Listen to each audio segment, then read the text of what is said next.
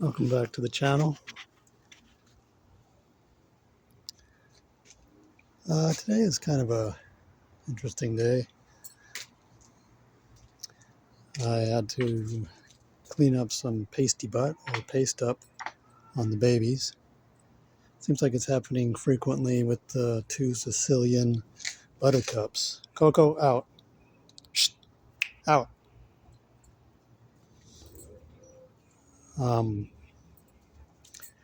so I just have to check them every day, and I'll show you my technique, which I'm just developing now, but I'm learning more every day about how to do it right instead of just grabbing a rag and wipe until it's gone. It's a little more complicated when it's crusted over, but I'll explain that later. Anyway, the other farm animals, Coco and Elsie, are doing fine.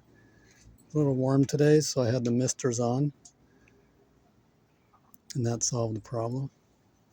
It's going to have to be kind of a daily thing with Elsie and also the babies. The babies are now inside, still near 100 degrees, and the temperature inside is cooling down quickly, so they're all huddled together right now. I didn't bring my thermometer out, but they look like they're sleeping contentedly. I just want to make sure that I get finished out here before I go back in.